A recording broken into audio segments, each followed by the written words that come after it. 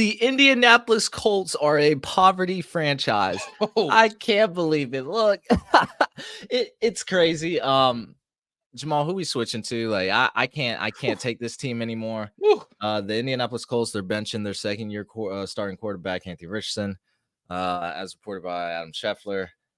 I I really I don't get this. I look, we're gonna be all over the place today, but I is this the right move, Jamal? I Mm. really don't get this. It's like we love to be mediocre. We're like, man, let's so we decided, as in the Indianapolis Colts decided that Anthony Richardson was QB1 last year. Like this was after like preseason week 1 and said he was going to start. To me, that means you're not going the Patrick Mahomes or Jordan Love way. You're not sitting him for a year. That's what you just told me. But instead, we're back to the mediocrity wheel. We are back to what have we done in the last 4 to 5 years, Jamal? I mean, Nothing. honestly, we Keep piling old band-aids on top of old band-aids. it's we're back to a Band-Aid quarterback. I love Joe Flacco, but that is what it is. Our projected win total is back to that 8 to 9 win realm. We didn't make barely any offseason moves. We haven't done anything, and we're squeezing all of the fun out of the fan base for getting to watch Anthony Richardson, despite the ups and downs. Like I know we were critical last episode. I felt like I was overreacting a bit. I was a prisoner of the moment. But he did make some great throws in there. The tape says it's a little better than what the box score says. I don't know, Jamal. I know he took himself out. My man tapped his helmet. He tapped out. And Shane Steichen said, look, that did not factor into the decision. Let's be fair. It did. I mean, he probably 100%. lost a good bit of locker room there. Yeah. Like, yeah. Nobody's going to admit it. But like, we're talking like politicians here, man. Like, these motherfuckers in this franchise, like a week ago, Jamal, we talked about how we needed to get Anthony Richardson reps. I have quotes here. Like Jim Irsay, you get better by playing. Shane Steichen, with anything, I think the development of players comes with more experience. Like, what is going on here? I truly don't know. Hey, listen, y'all, that was a beautiful intro. Hit that like and subscribe button. Let us know your thoughts below. Make sure you hit that like and subscribe. Drop a comment below letting us know because, Eric, I mean, the only thing I can think, I was just messing around and happened to stumble upon a meme I made.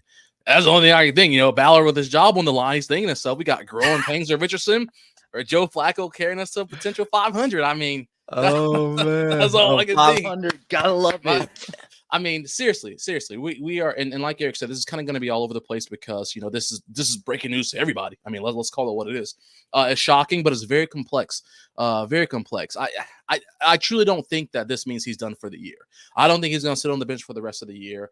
I think this man is finished, Jamal. I don't think so. I don't quite quarterback. Think so. Do you know who Bryce Young? They set him, and then they're bringing him back. Oh, you didn't let me finish. Oh, what quarterback do you know that has been successful? Oh, after getting sat. I mean, like not even within 10 10, 11 games. Yeah. Bryce Young's back because Andy Dalton's injured. Listen, that's the only reason he's back. Like, so unless Joe Flacco gets put injured. on IR, injured. What? All right. I don't know.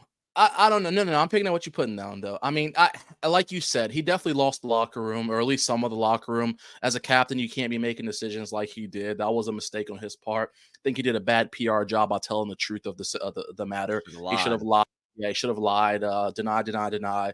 As this team does keep everything in house. Tell me you pulled your oblique again. Yeah, like, something. Don't tell me you tired. But that's just tired. That's the honesty of the situation, man. You're too honest, and it backfires on you. And we know that this organization has been nothing but private, and they keep everything a secret. So makes me wonder what other talks have been going on, because this isn't just they didn't just pull this rabbit out of a hat after just last week. I mean, they had to have had talks about the potential future of what they wanted to see for this season. And it's interesting because kind of like you were saying, I mean, Irsay said he wants. We need to have him in there. Steichen has said that. We know Ballard has said that before too. I've said before that he's going wishy-washy. He's going back and forth for saying how Richardson's our guy, but then he goes back and says, well, don't put him on a pedestal. So it's like, make up your mind too. So how do you feel like that? But my personal thing is this.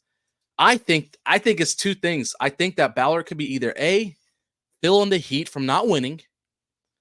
He could be feeling the heat from not winning from Jim Irsay, which is crazy because you would think that the heat, in my opinion, would be coming from if our potential franchise quarterback is not developing. If we're losing, but our quarterback is developing, I think that takes you off the hot seat a lot quicker than losing or than not winning with a mediocre quarterback in there, with the older quarterback in there like Joe Flacco. What wasn't this his golden ticket to keep his job? I know. Anthony Richardson becomes the next Josh Allen, and you give him 10 games. Yep, I don't know, man. It's maybe Irsay is just annoyed. He's tired of not seeing results. There's just a whole gamut of things that are going on behind the scenes that, as an average fan like ourselves, we're never gonna know because they keep everything a secret. Y'all want to be average so bad, man. Yeah, and you can say y'all to whoever you're speaking to directly. But no, listen. I'm the first person to tell you that. Like I said, if this means I want to see Richardson on the field 110% because he has to play.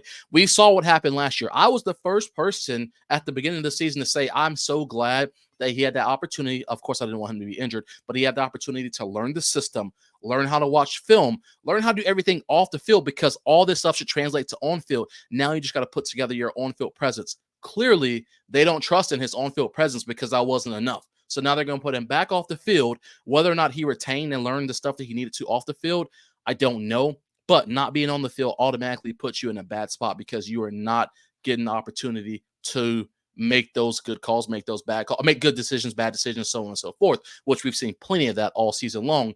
But when he's not on the field, you just negate that none of that matters anymore at this point. So it makes it really hard. Hey, y'all want to be stuck in mediocre purgatory for the rest of our lives? I mean, I don't know when this is going to change. The Colts are a joke. Yeah. Oh, that's been I've been saying that for weeks. Well, at least we had hope. It was like Star Wars Episode 4, A New Hope. Like I had something to look forward to. We are in Empire Strikes Back, bro. It is doom and gloom. I see how do we have fun anymore? Okay, let's say we start winning. Are we really a contender? At 4-4, we insert Joe Flacco in. We're like, okay, baby, let's get it 13-4. Yeah, no, I mean we're not contenders. Crickets 11-6, 10-7. Where does that get us? It gets us the same draft pick we had this year, and it gets us nothing. No, it's gonna be worse. It'll be like 18. Yeah, I guess you're right. Probably a little worse. Yeah. So I don't know. I don't know what they want out of that. That's crazy. I truly don't know because I thought because I kind of thought about that too. I said, well, what if Richardson's in there and we do worse? Let's say we end up being a 6-win team. We can see if it's him and Tank. We get the best of both worlds. Yeah, I know, but then I thought about it. I said, who will we draft though? What will we be looking for at that spot? But we have options. So if we have a top 10 draft pick, just look at this most recent draft. Mm-hmm. Look at all the people who are trying to trade up. Yeah. Look at all the great just players that were in this rookie class. Yeah, in that top 10. People were trying to move up. If you had a top 3 pick, boy, if you didn't need a quarterback, you could trade out and get assets. And Chris Ballard would have loved to do that. He would have loved to trade back and get 27 7th round picks. But that's my point. We have the option. And if Anthony Richardson is that bad this season, that's fine. Then we evaluate and say, okay, we're giving him another year. We're going to start to build around him because that's what you kind of do with a young quarterback. You build around him on a rookie contract. Instead, I don't know what's going to happen now. I don't know. What you may be right, Jamal. Maybe he does come back at some point in the season. But again, what does winning now? I don't know. I truly think. Well, I want to touch on one thing you just said because I thought about that too. The rookie contract part. This is the perfect time to fuck around and find out because you're not. We're not losing money. Yeah, exactly. We don't use any money. We don't use any money. Yeah, exactly. We'll sit there with $25 million in salary cap space. I mean, we'll just save it. Oh yeah, we'll say. Oh, you already know that's gonna happen. But I'm saying, like, at least we're not at this point. We hadn't just cut him a deal for 4 year, 200 million. Yeah. Now we're not getting set back on that. So yes, now is the time to figure out, hey, is this gonna work or not? And you're right, we'll never know that with him sitting on left bench. That's crystal clear. But I just really feel like the tide has kind of shifted somewhere in the front office to where there has to be more heat than not on Ballard. And maybe Hire I'm Chris Ballard. completely wrong. Yeah. Maybe I don't know Dude, because start the chopping block. What are yeah, we doing now? I mean, this is it. Like, yeah. if we don't make a Super Bowl with Joe Flacco, like, we're at what point do we say it's time to clear house? The Chris Ballard experiment is not working out. It's time to start fresh. Yeah. Talked about Gus Bradley. Talked about Chris Ballard. Like, Shane Steichen just got here. Obviously not a great situation as we can already tell. But like it's time to start cutting loose. I'm tired of it. This is just an endless cycle. And this is what y'all want. This is what some of y'all fans want. Y'all want to sit here and y'all want Joe Flacco to come in to save us and get us to that 10-7 record. You most let me stop. I'm done.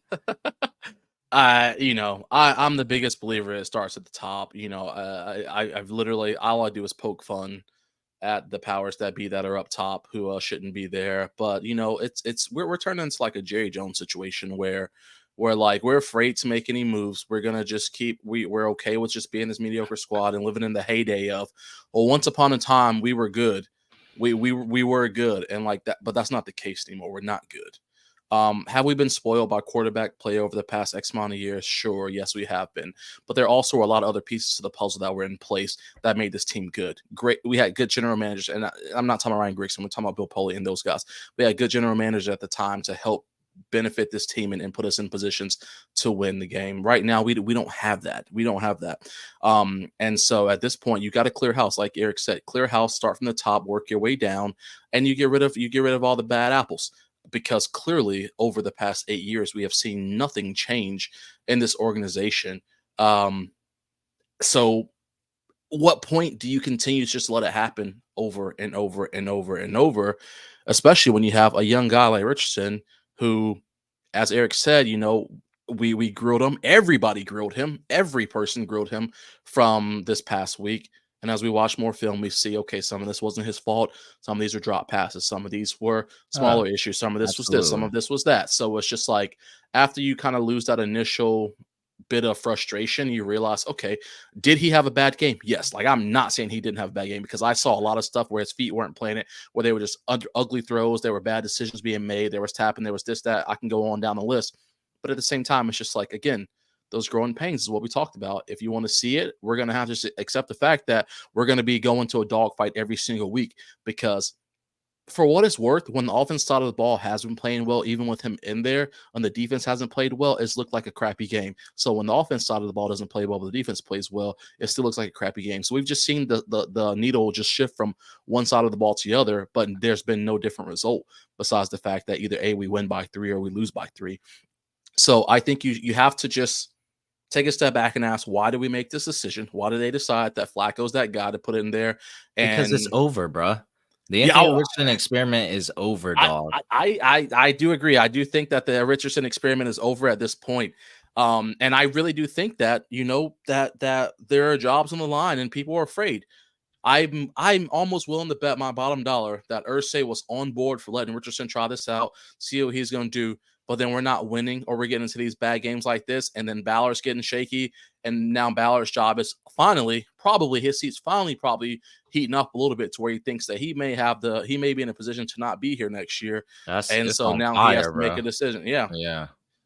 So I don't know. But so even if we went 4-13 this year with Richardson starting, I felt like Ballard was tied to Richardson, tied to Steichen, tied to this entire experiment. The fact that you bench Richardson means you've lost all faith in him. Yeah. It's over. Like, you don't think he's going to develop into what? Well, first of all, I guess we all got it wrong, Jamal. I know the floor was going to be really low and the ceiling was high, but dang, you're telling me after 10 games, you guys realized y'all fucked up. at the number 4 overall pick. It is because that's literally what you're telling us. Because last year, like I said, Jamal, week 1 he was the starter. They said, we started him. We're getting him reps. 10 career starts in, and it's over. No, bro, it is like this man is getting traded. He might be a Raider in a week. I'm not even playing, man. Like I would at this point in time, I would not be shocked if he got traded for like a day 2 or day 3 pick. I don't know, man. So what I'll say to that? No, bro, like go ahead. Tell me, it is over. The Anthony Richardson experiment is over. I'm sorry, y'all, but like, jerseys, but this shit is over. Man, I got jerseys, cards, got it all, dog. Got it all. That's crazy. No, I will say, he is a New York Giant, dog. You only go to New York when you want your career to NFL starter. I cannot believe this shit, man. Eric is having a midlife crisis right now. You still listening at the 16-minute mark? This no, shit but got listen, me heated, dog. I do want to ask you though, Eric. I do want to ask you this because I definitely feel like Richardson's very much, and I talked about this last episode with him being a younger guy and a passive guy. I don't really see like, and I know people. People may say something in the comments, but when I see some of these players, and I've said this before, some of these players, they just have that real fight in them, that real dog in them. Richardson's kind of just very lackadaisical with a lot of stuff. He's just like, hey, I'm here. Hey, this is what's going on. So I wonder how much of this was brought to his attention. And he's like, I'm okay sitting or whatever the case. I do know I need to get like he to me, he's just such a passive person from what I've seen in interviews and yeah, where he's every time you see an interview with him, he's just like, hey, yeah, we want to go out there and win, so on. Or they'll say, well, how do you feel about not the haters? How do you feel about what people are saying about this?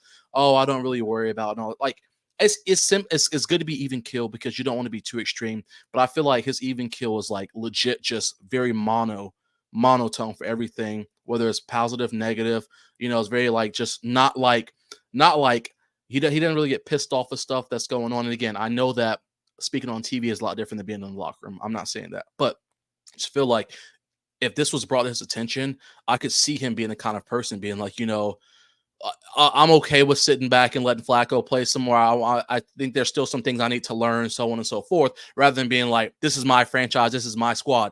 You don't see Mahomes would never get pulled off the field. Reed has tried to do it multiple times. Him to Mahomes. I will, because I'm just telling someone who would never. Cam Newton's the same way. Cam, you've seen plenty of times Rivera tried to pull Cam off the field on a 4th down. Cam's like, no, I'm not getting off the field. And if Cam makes a mistake, then it's on Cam. But if Cam got the first down, he looks like the hero. And I know that's easy to say that for anybody.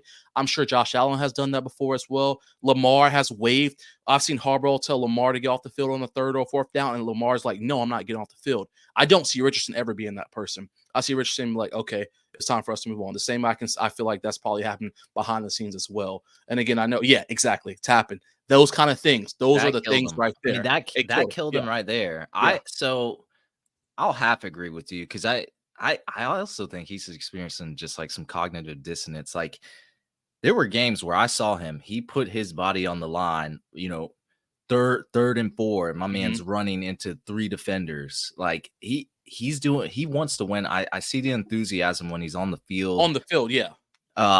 But yeah, he's got to keep it a buck when media time shows around. But the fans are saying it, the coaches are saying, oh, you got to slide, you got to be more passive, go out of bounds, stop taking these hits. And I don't know, man. He's he's tapped out. Yeah. But it's I don't know, man. This is a mess. This is what y'all want. You Ballard, y'all. Did you just put me and Ballard in the same sentence? Hey, don't do this to the listeners, dog. Don't do this. I could have made a whole episode on Ballard being the cause of Richardson being benched. I can't believe this, man. When you swing big at the fences like this, when the toothpaste is already out of the container, like you got to see it through, bro. Like he didn't even get a full season. I agree. Again, I know, man, and that's why, like, this is why I wish y'all keep saying, and hold on one go ahead. Y'all keep saying, because Steichen already said this, but he's a puppet at this point. What did he say? He said, because I think Stephen Holder reported this. We are not quitting on Anthony. That will be the story, but that is not the case. Yes, you are. Yes, I like what? Why do they have to lie to us? You are quitting on Anthony Richardson. Well, that's all this organization does is lie to us. They've been lying from day one. There has not been a single truth been told about this from this organization, from anybody that I can personally remember. So that's they're historical liars when it comes to anything and everything. So I don't expect them to be truthful when it comes to why they're sitting Richardson or if they've truly given up on him or not. But hey, all I know is we like our guys, so I guess that's what matters the most. Except for this guy, we don't like him anymore. I mean, he has regressed. It has been a horrible season so far for Richardson, but I mean, we talked about it, Jamal. It's not all his fault. The playmakers around him, Quentin Nelson having 3 false starts in that one game. There was just a lot of going on. I know Richardson takes a lot of that blame, but I don't know if you can sit there because you got to be lying to me at this point. If you're saying, when he tapped himself out, that wasn't a factor. I don't know how you bench him without that being factored in. Yeah. So something's not right here. Something's fishy. I feel bad for the man too. I know he's kind of soft for doing that, but I don't know. It is a very awkward situation here. What do you do after that if the locker room is lost? So, but I think as a fan, and we're covering the Colts all the time, you take the fun out of watching Indianapolis football. I will say the fun has been squeezed out. Yeah, and just I do agree that the fun has been squeezed out. It's continued to be squeezed out, I should say, because I feel like pretty much after week 2 of this season, the fun has been kind of over since then. I feel like it's just been kind of like subpar play from everybody on the field, and of course now, like you said, the one highlight from. One of the highlights from the offensive side of the ball now is no longer right there. I don't know what they expect or what they want. But yeah, there are going to be a lot of Colts fans, including us, who are not happy for the foreseeable future because we're just kind of, like you said, we're kind of in that I don't know, that tunnel of a maze of we're still lost and we're never going to find our way out because there is no way out at this point. There is no way out unless you get rid of everybody. Then all of a sudden there's going to be a magical exit. But at this point, I just don't see that happening with what we have. And the problem is like we're in win now mode. So like we're not even sellers at the deadline technically. Which is crazy because we're not we're not even in win now. If we were in win now, we'd have made though. But yeah, we would have made the moves. We would have made the moves to actually be. You're right. We're in win now. We're not in contend now. We're in win. I don't know where we are. We're in win the regular season. Yeah, this is a win now move. You put Flacco in. Obviously, Flacco has played better than Richardson in the few games Sure. he has. Yeah. But I wanted to see Richardson out there. We wanted to see Richardson get reps, just like the entire franchise told us that was the plan. Yeah, I'm tired, bro. I'm tired of this franchise. I'm done talking about this team. Yeah, this is not a good look across the board. Just to kind of wrap it up and put a pretty little bow on top of it. Him tapping out had a lot to do with it. I'm sure it did. No, it wasn't a factor. Yeah. It wasn't a factor, Jamal. They already told us that. It's not a fact. Just like every other talk they have. Here's the last thing I'll say about this. In all seriousness, though, in this point. And this goes back, it all goes back to Ballard somehow for me. It always does. I need the general manager of the Indianapolis Colts to come out and make a statement on why the franchise quarterback is being benched. I don't want to hear from Shane Steichen. I don't want to hear from Jim Bob Cooter. I don't want to hear from Tony Sperano, Gus Bradley. I don't want to hear from any of these people. I don't want to hear from Jim Irsay. I want to hear from Christopher Ballard on why our franchise quarterback is being benched. And if he can give me an explanation as to why he feels that we're doing the things we're doing, then maybe we can live with that. But again, I know it won't happen. I'm sure he'll hide behind the podium until January and pull one of these right here. The infamous Deer Park water bottles. I don't know if it's actually. All right, guys. Fucked up. Made some bad calls. Should have let Richardson play. We're here now. We're gonna make it right. Fire away. That's all we're gonna get. That's all we're gonna get. We won't see him until the cows come home. So I really would appreciate which I know, again, he doesn't listen to this, nor does he give two shits about what either of us have to say about him or his organization. But I would like to see Chris Ballard come out and make a statement on what's going on, because using everybody as a scapegoat and hiding behind the mask as he does year over year over year, it's just old, man. Like, no one wants to see this crap anymore. You want answers. If you were at work at your job, Eric, if you did something, you'll be required to answer to the powers that be, the same way I'll be required to answer that power that be. But some of us, we just have a pure immunity, and us, I mean Chris Ballard, we don't have to answer to anybody. So I don't know. I can't answer, man. I had to voice my frustrations, and I'm gonna start cleaning out my Colts closet. Yeah. Tear down all this. Don't buy a jersey unless the person's on their third contract with the Colts, and even then, it may still be a little hairy. I can't believe it. Wow, this quarterback class that was deemed to be pretty good has turned out not so far to be great outside of CJ Stroud. So yeah, we lost another weapon today. Said Diggs towards ACL on the game against us. So now I know this isn't about them, but I mean, I wonder if we'll see some regression from him now. Really, only having Tank Dell as his top guy. I don't know, but it's not about him. Yeah, we'll see. But hey, guys, the Joe Flacco.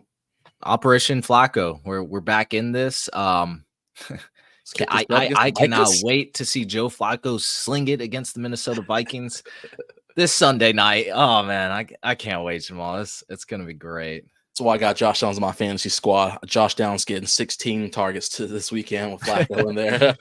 Yeah, love Josh Downs. Oh, can't wait to see the handoffs. Flacco's. Hey, you know what? Hey. That's all I got, man. Hey, that's all I got too, man. Well, let's get out of here today. Let me get out of here, bro. You gotta tap out. Hey, bro, I'm tired. I told you, bro. I'm tired of this team, man. Hey, that's gonna be it for us, everyone. Thank you for listening to the Colts Cast. We're live on Apple Podcasts, Spotify, YouTube, or any platform you use to listen to podcasts. We'll be back next time to give you some more Indianapolis Colts content. Take care. Take it easy.